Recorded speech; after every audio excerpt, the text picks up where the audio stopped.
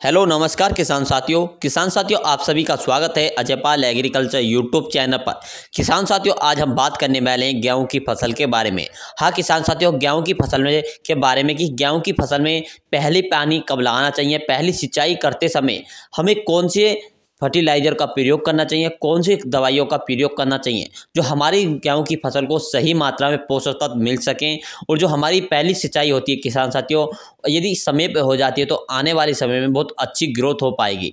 तो किसान साथियों ग्रोथ के लिए हमें कौन सी दवाइयों का इस्तेमाल करना चाहिए, कौन से फर्टिलाइज़र के साथ इस्तेमाल करना चाहिए, कौन कौन से माइक्रो राजा और कौन कौन से माइक्रो न्यूट्रन का प्रयोग करना चाहिए। तो किसान साथियों जैसे कि हमारी जो गेहूं की फसल होती है जो यानी कि CRI अवस्था में होती है, यानी किसान साथियों पहली जो सिंचाई होती है बहुत महत्वपूर्ण होती है। यह सिंचाई बहुत ही महत्वपूर्ण होती है, ये सिंचाई सही समय पर होनी चाहिए। तो किसान साथियों आपको निम्न बातों का ध्यान रखना चाहिए। यदि किसान साथी यह वीडियो देख रहे हैं तो कमेंट करके जरूर बताएं ये वीडियो कौन से राज्य से देख रहे हैं, और अपने ज़िले का नाम भी जरूर डालें कमेंट में। तो किसान साथी कमेंट करना ना भूलें। और किसान साथी यदि यूट्यूब चैनल पर देख रहे हैं तो चैनल को सब्सक्राइब करें, फेसबुक पेज पर देख रहे हैं तो फेसबुक पेज को फॉलो करें।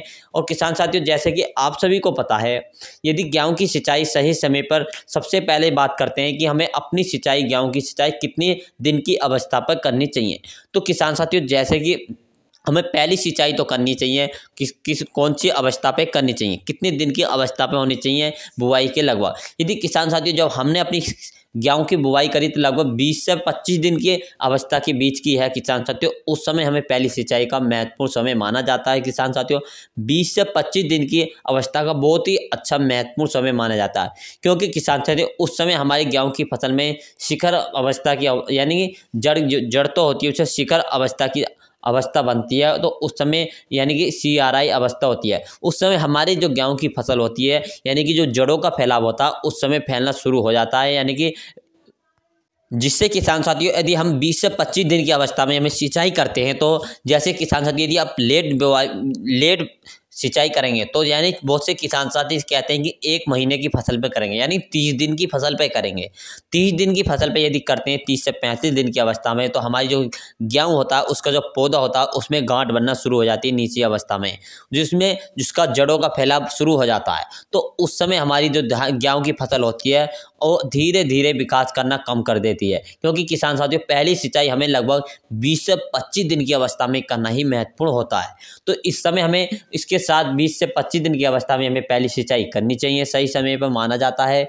और किसान साथियों बात करते हैं पहली सिंचाई करते समय कौन से फर्टिलाइज़र डालना आवश्यकता होती है। तो इस समय किसान साथियों यदि आपने पहली सिंचाई कर रहे हैं, लगभग 20 से 25 दिन की फसल हो चुकी है, और किसान साथियों तो पहली सिंचाई के समय आपको इन खातों का प्रयोग करना है। नंबर 1 पर किसान साथियों जो आपको लेनी है किसान साथियों, ऐसे इन खातों का प्रयोग करना है। और किसान साथियों आपकी फसल में यानी जैसे आपकी जो गेहूं की फसल है पीली पड़ रही है और उसमें दीमक का प्रकोप है, इसके बारे में आपको बताएंगे। वीडियो अंत तक जरूर देखें। और किसान साथी शुरू करते हैं। नंबर 1 पर किसान साथियों जो आपको प्रयोग में लाना है, क्या लाना है, नंबर 1 पर जो प्रयोग में लाना है किसान साथियों यूरिया। नाइट्रोजन की काफ़ी आवश्यकता होती है फसल के लिए, हरी भरी रहने के लिए, फसल हरी भरी रहे और उसका विकास अच्छे से हो, जड़ों का फैलाव अच्छे से हो। किसान साथियों नाइट्रोजन लेना है। नाइट्रोजन किसान साथियों कितनी मात्रा डालनी चाहिए, यदि किसान साथियों 1 एकड़ आप 1 एकड़ गेहूं की फसल है तो 1 एकड़ के लिए हमें 1 यूरिया का बैग का इस्तेमाल करना चाहिए। किसान साथियों 1 एकड़ के लिए 1 बैग का प्रयोग करना चाहिए। तो इसकी मात्रा आपको 45 किलोग्राम प्रति एकड़ के हिसाब से डालनी है।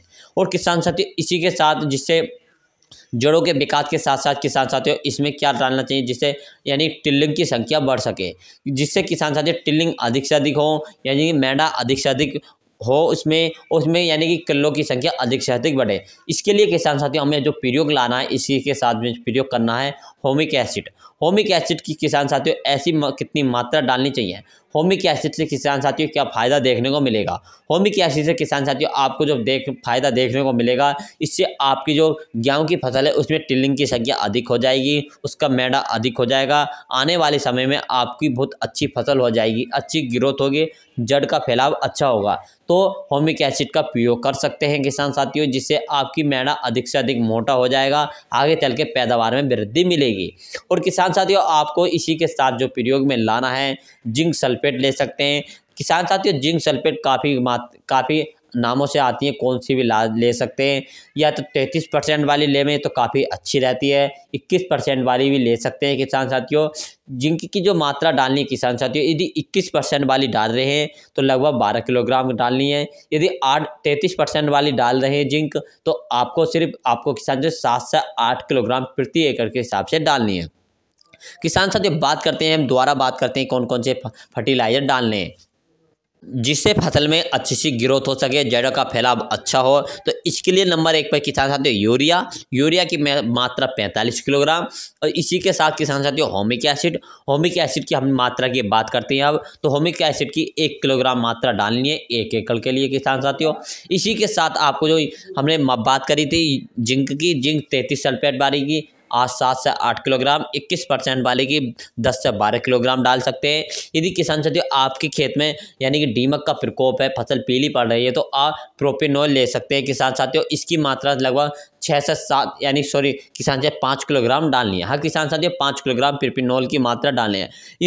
इन सभी को आपस में मिक्सर कर अच्छी तरह से मिक्सर कर लीजिए और अपनी पहली सिंचाई करते समय पहले खाद का प्रयोग कर सकते हैं। इन्हें डाल दीजिए। डालने के बाद किसान साथियों यदि आप सिंचाई से पहले भी डाल सकते हैं, सिंचाई के बाद भी। अब बात करते हैं यदि किसान साथियों सिलाइटी भूमि है यानी कि रेतली भूमि है, तो आपको बाद में प्रयोग करनी चाहिए। यदि आपकी चिकनी मिट्टी वाली है यानी काली मिट्टी वाली है, तो आपको पहले प्रयोग करनी चाहिए। किसान साथियों ऐसे प्रयोग कर सकते हैं और आपका रिजल्ट अच्छा देखने को मिलेगा। फसल आपकी काफ़ी हरी भरी हो जाएगी और आने वाले समय में काफ़ी अच्छी पैदावार देखने को मिलेगी। यदि किसान साथियों वीडियो अच्छी लगी तो चैनल को सब्सक्राइब करें, वीडियो को लाइक करें। जय जवान जय किसान।